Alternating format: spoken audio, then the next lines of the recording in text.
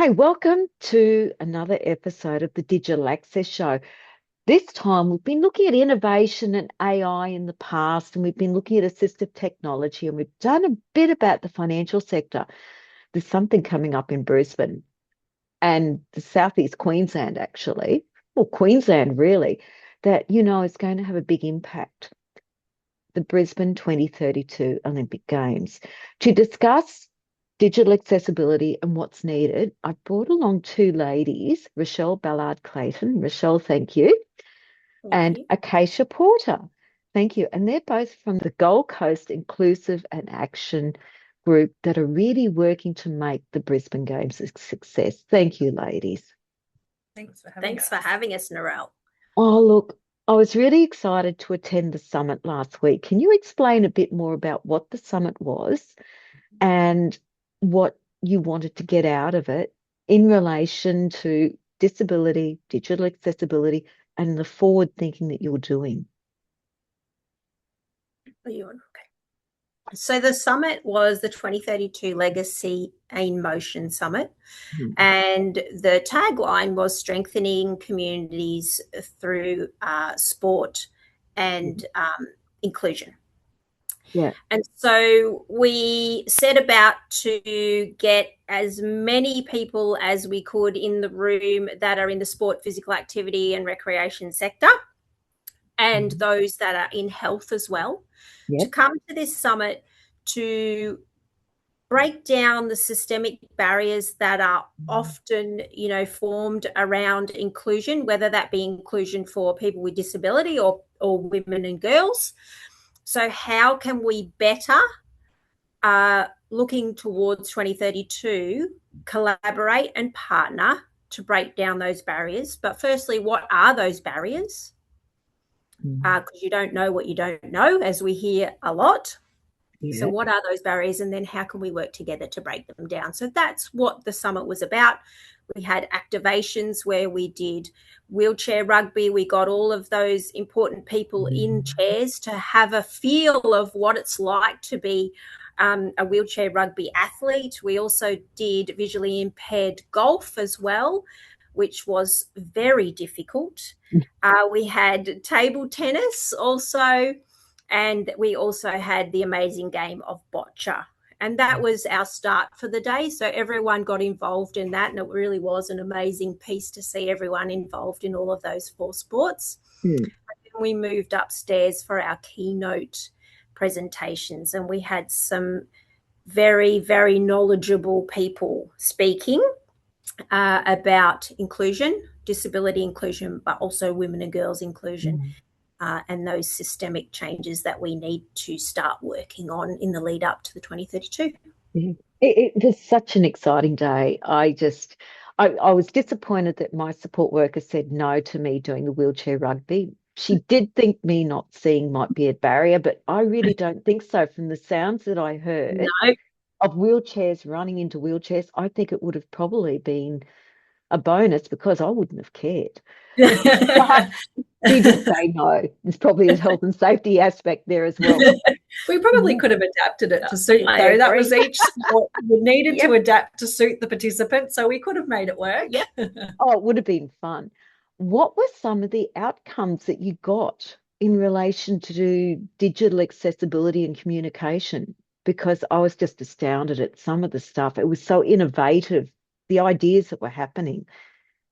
Oh, there was, I'm actually just collating all of that data right now because we got some amazing feedback. Yeah. What was some of the main standouts, Kaish, with disability and women and girls in as far as that accessibility? I think it was I think what was really good and what I wanted to see happen for the day is the difference between accessibility and inclusion, and noticing and identifying that there are two different pieces that go with that. So I think that was a good eye-opener for people that attended, knowing that there's the ability to access, but then how can I be included at the same time? And that's, websites to feeling comfortable and confident to be in the room, feeling engaged, feeling connected. There's, from the start to the whole process to being involved in a sport. I got to admit, there were two things that stood out for me. There was a gentleman that talked about when you're inclusive, you're actually excluding people as well. And I That was found that a very, yeah. I found that a very interesting comment. And the other one, and I don't remember who said it, but they said, why aren't we starting to train up people with disability now to be volunteers? Yes, You can that was participate in yeah. any way. That was awesome. There have been some conversations. They're very early conversations at this point, but there is a plan to have people included in some training and learning so that they can be volunteers when it comes to 2032. So very, very early stages. We are still 6 years out, but yes, we're definitely having those conversations. Okay, we're at the Olympic Games Legacy Summit, and this is something that I think all the TV commentators, the radio commentators really need to think about. How do you describe a scene like this? Now, the Olympics are a fantastic sport, the Paralympics are, but oftentimes the commentating is not quite as good. So let's see what can happen at the Olympic Games and what can be sorted. Brian, another park runner, what does Brisbane need to do to make the Olympic Games a success for people with disability? I think a really important thing for everyone is public transport. There's a lot of big projects going on, like Cross River Rail, Gold Coast Faster Rail, Sunshine Coast Rail. And I think it's really important that all that gets done and is operational with plenty of time before the games, which is probably a bit of a risk with all the delays. It's really important for everyone to get around to events, but especially people with disability or vision impairment. Ben, because you're a guide for people with vision impairment at the park run. Yes. What are the issues that you would think, say, people with disability will have that a normal person won't have with transport? Can you expand on that a little more? Yeah, if you think about when you guide someone with a disability, what do you have to think about to keep them safe? And what are the things that you might have to talk to them about as they go that maybe won't be set up for public transport? Well, a lot of it's sort of like hidden obstacles, just small little lips. It is a risk, especially when you're like running or walking. So I think it's important that all the new stations and even all the old sort of heritage stations around are improved, so there aren't small little obstacles that to most people won't be an issue.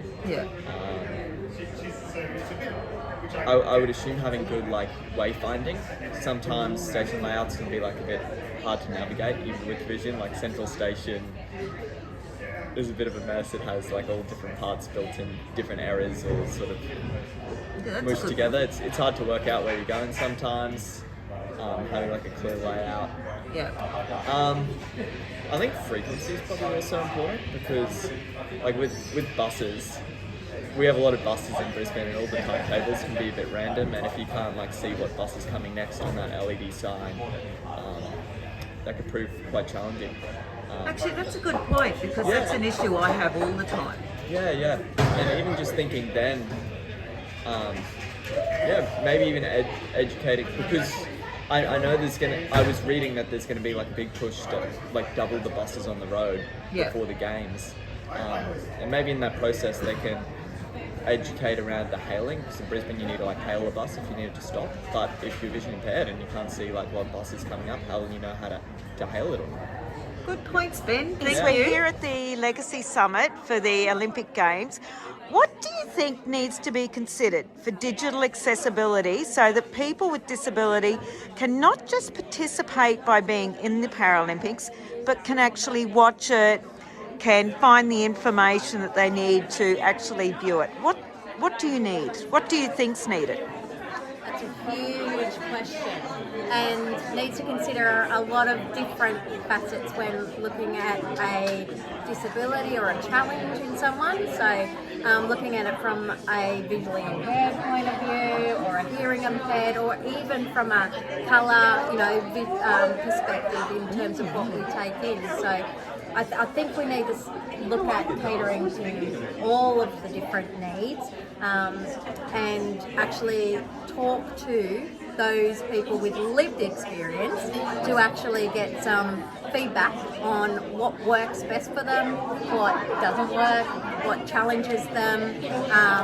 I actually watched a video the other day of a father with a 100% blind child who had actually set up a whole soccer match game on the floor, and whilst the game was playing, he was guiding his child over the players while they moved around in exactly what was happening on the television. So I think too, we had to cater to all of the ages as well, and know what works for all of those different demographics as well. What do you think about for those that are participating as well? Does there needs to be some extra consideration there? Gabby? Nicole? Well, I was thinking about that first question and was going to back up the consumer. So Trish took that one from me. From a player's perspective, it's really challenging. It's a tough question. Like, I'm not privy to what support the participants do get currently. But certainly I know from my experience working in major events that there isn't much in terms of accessible information for those participants. Like, typically things are either written or they're provided prior to the event, but perhaps they need to look at more audio narratives for athletes, more descriptive information around the venues, the facilities, what transport is like to get to the locations. I think support networks and pathways as well. I think the experience through pathways from early childhood right through also educates coaches and people like us in the administration side of sports. So definitely those sorts of aspects need to be considered for the athlete, as well again lived experience and that sort of thing. Much, lady. I'm great, Narelle. How are you? I'm well. Therese, we met a few months ago at another conference. What's been happening with digital accessibility and the Olympic Games down here on the Gold Coast? Oh, so much has been happening. I mean, since we met at the Gold Coast Inclusion Network and you spoke on the panel, which was amazing. We've been talking about different ways, pretty simple ideas actually, about getting the information about the events that are running. And it seems really simple, but we've been talking about more visual scribing, but then being able to translate that visual scribing into a format where people with vision impairment can actually experience some of the cool stuff that the graphic recorder does. Oh my God, that is such a cool idea. Yeah. Because it is something that, like, we're sitting here and I'm not sure what we're seeing here today. We're at the Inclusion Summit for the Olympics 2032 Legacy, and there's all types of sports going on, and I can hear, but I don't know. Yeah, I can tell you what's happening if you like. Yeah, a quick tell, because again, this is all about digital accessibility and us knowing what's going on. Yeah, absolutely. So we've got 4 courts here, and on the just in front of us we have wheelchair Let's swing rugby. the phone round so you can show people. Just trying to fire. It's not letting me turn it around just now. Oh, we'll do it in a minute. But we've got, in front of us, we've got wheelchair rugby, then we've got golf at the back, over across to table tennis, and then boccia with Lily Parsons on the right-hand side. Fantastic. And I can turn it around like this if you like. Yep. So there's some players. Yep. And you can see what's happening there. And so, it's really amazing people trying different accessible sports and different ways of operating. And this is going to be one of the things that really has to be considered at the Olympics, the commentators, because it's not just people with sight or people with hearing. There's going to be so many people who want to know what's going on. That's right. And if just watching a standard TV is not going to give it. That's right. That's so true. And even when I'm looking out there, I see wheelchair rugby, but I also see 8 people in wheelchairs, and they're sort of finding their way. They feel a bit awkward, like Bambi on ice, because they're getting used to being in a wheelchair maybe for the first time. At the back, they're all huddled around the golf instructions, and there's about 12 people down there.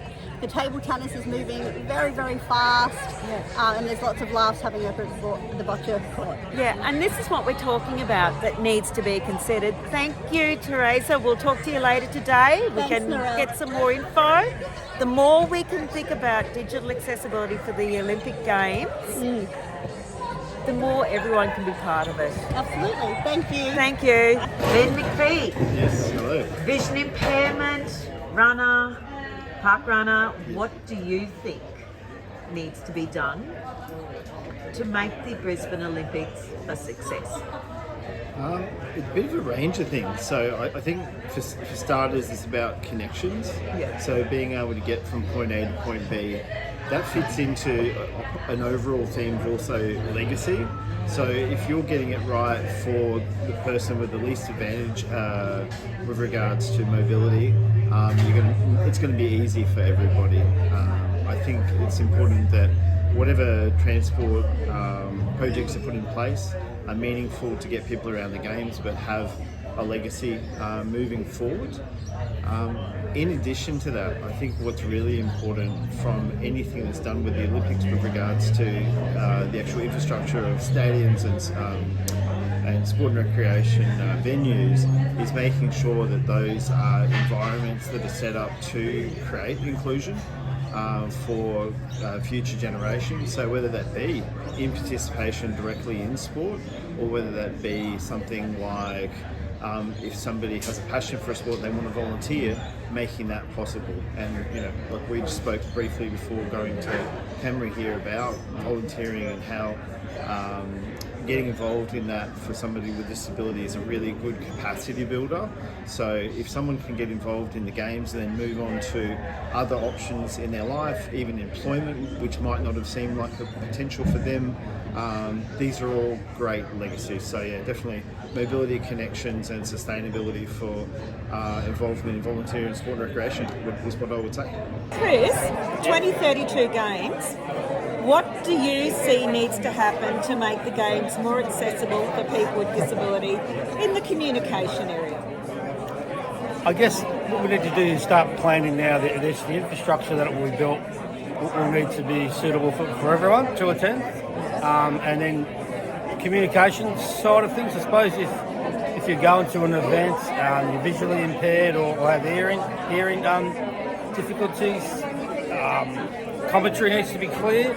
You need to have a good understanding of the sport. So if you can't see the sport that's being played, you want to be able to hear it from commentators. So we need good, clear commentary that'll allow everyone to know what's going on out in the field, whatever the sport is. Chris, you actually made a really good comment there. The commentators need to have a good understanding of the sport. In previous Olympic Games, Commonwealth Games, they seem to throw any commentator at a sport without a good understanding of it. How do you get around that? Good question. Yeah, I guess probably more training, I suppose, and feedback to those major networks that it's about entertainment, I suppose. People want to listen to players that maybe have played the game at the highest level in the past, and that's what probably the major networks do. But to the normal person who's out there wanting to listen, they don't care if someone's tried your games for Queensland or whatever. They just want to know what's happening on the field, if the goal's being kicked, scores being tried, and without all the razzmatazz has and the commentary that'll be all about those players, I guess, rather than what's happening. And actually, you're right there. Considering the last State of Origin, I haven't watched State of Origin for years because I can't. The commentators don't tell me who's you don't know whether Walshy's dropped right down the back or who's where or what the wingers are doing. You're not told. They only focus on really what's happening around the ball, don't they? Exactly, they do. And I'd rather listen to any game sport on radio. Often the best memories of driving around. You can't get to a TV, you turn on ABC radio. You get a good description if it's cricket. Back in the day, you'd have karaoke put in a bit of Oh laughter. my God, yes! In there. You don't get that these Karaoke days. was great, Yes, wasn't it? He was. Yeah. Chucked in a few jokes as well. Yep. And what's his name? The old silver-haired guy, Richie Benno. Oh, Richie Benno, yeah. They really knew how to describe the play and describe the lay of the field in cricket. Jim Maxwell was another one, classic commentary, ABC cricket. Yeah, you've got it spot on. Thanks, Chris. And even Roy and H2 were good in the day when they used to commentate State of Origin. You've got a point there because they did actually tell you what was actually happening every week. They did. They knew what was going on. Yeah. Thanks, Chris, for No that. worries. Thank you. I love the whole of the summit. What is one piece of advice that each of you would give, considering everything you've done up until now, and we've been meeting regularly through the Active Sports and Inclusion Network as well, to any person that wants to play sport, they've got disability, or any organisations or volunteers, anyone, what's the advice you would give in regards to digital accessibility? We do better together. So rather than working in silos, let's work together, let's learn together, and let's educate each other on the ways that do work.